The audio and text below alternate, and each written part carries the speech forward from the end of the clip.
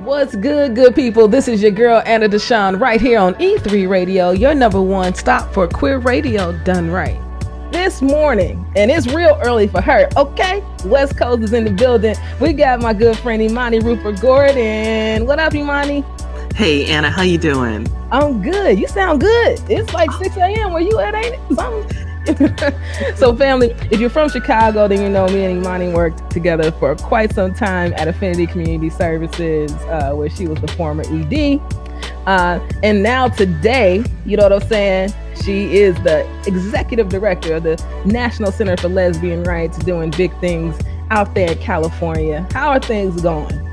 They're going really well. You know, I just 2 weeks ago I hit my my 1 year anniversary at NCLR, which has been really fun. It's been entirely virtual. I haven't met anyone on the team in real life, but I know, right? I know. I don't encourage that to as your way to start a job, but more folks are doing it, and honestly, it has. You know, it's been a year, and it's been a good year too. So, you know, all in all, it's worked out.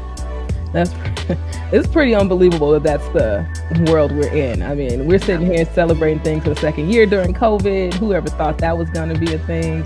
It's been pretty surreal. Yeah, I know. It's it's weird trying to find ways to be together while being apart. I feel like that's been the theme for the past year, you know? That's a great way to put it. And for the good people listening who may not know what in the world the National Center for Lesbian Rights is or does, can you just give us a little elevator speech? Sure. So the National Center for Lesbian Rights is a legal organization, and we work to achieve civil and human rights for all LGBTQ people and our families. And we do that, you know, we're primarily known for impact litigation, so suing folks, but also through legislation and public policy and public education. And it's really important that we do all of these things because a legal solution is not the solution for everything. And we have to do a lot of things to get to equality for LGBTQ people, and we're happy to be doing that. I think that's great. I think to your point, there are a lot of ways to solve problems outside of just going the legal direction. And I think that that's the case for a lot of things that we're seeing today, whether it's social justice, civil rights. There's a lot of ways to attack a problem that all equate to the solution, right? We're all going in the same direction, just taking different paths to get there. And I feel like all the paths are very necessary. Yes. I feel the same way. And so today there's a lot going on. So let's jump into some things, because I know NCLR is sort of right in the heart of some of the major issues affecting LGBTQ folks today. So first off, this myriad of anti-trans legislation bouncing across all the country right now. It's just been crazy, right? Yeah, it's been horrible, and it's also just been really mean, you know? This is something that's happening all of a sudden right now, and it's hurting people, you know? This is hurting folks, you know? It's making it so it's not possible for doctors to provide the best care for patients. It's making it so that parents can't protect their young folks, the folks that they're raising in the best ways they can, and it's taking autonomy away from young people and being who they are and receiving the medical care they need. So those things are all horrible. And then of course with folks playing sports as well. Keeping trans folks from playing sports is of the worst things that we can do. We know that sports is so important in our development and our leadership styles. I know it was important in my leadership style. I know it's important in your leadership style. And taking this away from trans folks is absolutely a horrible thing. And doing it and saying that you're supporting women, and that's absolutely not true. That is absolutely not true. There are actual legitimate ways to support women. There are long-standing evidence based ways that we know that women experience discrimination. There are actual problems, and this is a non-problem. So it's folks that don't ever support women, and this is the same thing that happened with bathrooms. You know, like, oh, this is to support women. You know, honestly, the people that say that are the people that are never supporting women. You know, because this doesn't help women. It doesn't help women. It doesn't help trans folks. It doesn't help cis women. It doesn't help the trans folks. Like, this is just, I mean, it's not helpful. It's not helpful, and it's mean. And I think, you know, sometimes it is just the simplest things, but it's just me. Yeah. And it's mean-spirited. And I think Yeah. that simplifies it in such a great way. One thing that I did see popping up too, and I don't know too much about it, but I think you might, is the Equality Act. And sort of how that plays with these anti-trans bills that are happening. So can you tell the good people a little bit about the Equality Act? Yeah, the Equality Act is a lovely bill that we're trying to get passed right now. And, this is really important because we have been trying to get anti-discrimination legislation for LGBTQ people passed since I think it was 1974 or something. And we basically try to get it done every year. And this year we stand a really good shot of doing it. And it's important because something that folks forget is that we don't have any federal protections as LGBTQ people. And people forget that because, I'm in California, you're in Illinois, and we live in states that actually provide a great deal of protections. So we have these state protections, but there are 29 states that don't have protections for being LGBTQ people. And so that means that folks can experience, after the Bostock decision over the summer, employment discrimination isn't exactly the same, though we know that still shows up.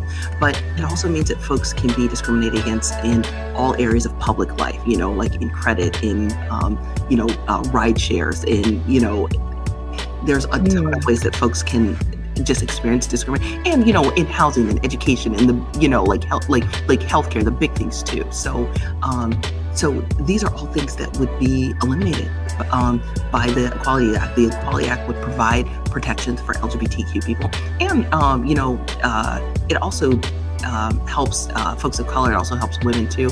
It really just broadens protections for folks in areas of public life, which is going to be really important.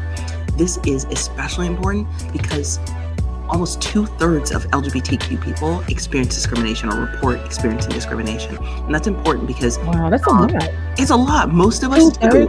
Wow. Exactly. I mean, basically most of us do. Almost every LGBTQ person does. And we know that's much higher for folks that are for transgender people. Exclusively. And so this is something that would take care of that. And that would be something that would be really amazing for our community. And the thing that kills me is that people want this. 70% of the population believes that LGBTQ people should have rights, should have protections. And that's bipartisan.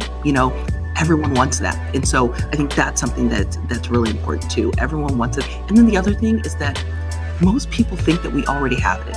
And that's the thing that kills me. Is that, right? I'm sitting here wait, we got no federal protections?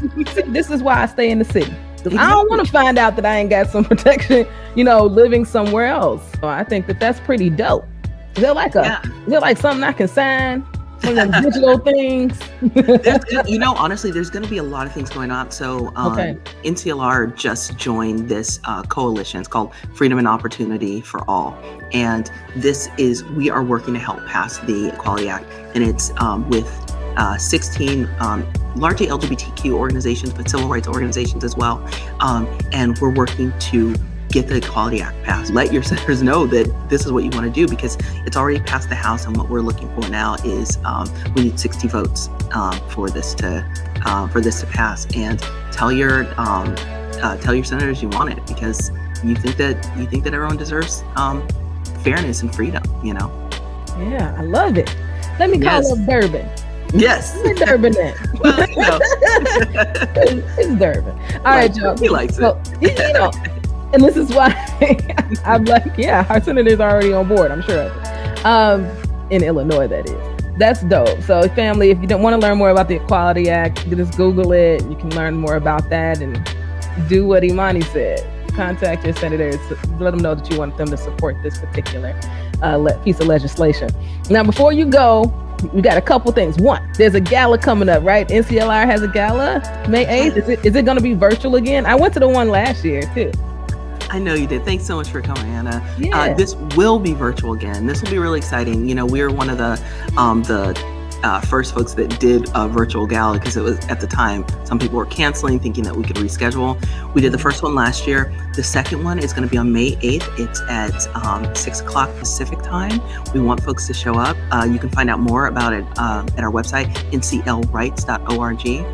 Champions of Justice this year. We're going to be celebrating folks doing amazing work in our communities, for folks that have worked specifically with NCLR. It's going to be a really fun time. I said earlier, we're trying to find more ways to be together while being apart. And one of the ways we're going to do that this year, you'll be able to be at your own table, which will be kind of cool. So, so we're trying to create something so it feels more like you're at a gala. You go over to someone's table, you say, hey. And so this also is a really cool time for folks to be a table host, because a lot of times being a table host is prohibitively expensive for a lot of folks. And now that is taken away. You can set your own goal about what you want your table to bring in and support folks. And then as you're watching the gala, you'll also be able to interact with the people at your table. So it'll be kind of fun. And I'm super excited about this year.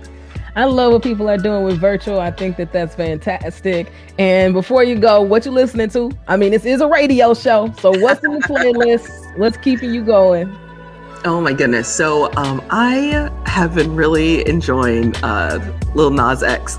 Oh, Montero? Yes, Montero. And I was kind of fiddling around with it on the guitar, and the first part is actually pretty easy. And so it's kind of cool when you're listening to something and then you can kind of put it together. And it was just like, just kind of noodling around. And I was like, wait a minute. I think is that an E minor? Is that an E minor? Is that an A? Like that's like a, or is that I think it's an E and an A. But yeah, like just kind of noodling around. And so that also made it kind of fun for me. So I think that's what I'm listening to right now.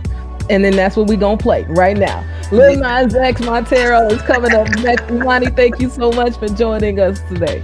Thank you so much, Anna. Thanks for having me. It's always a pleasure. Absolutely. So family, stay close. Don't go nowhere. Lil Nas X and more to come right here on Wake Up with Anna and Friends.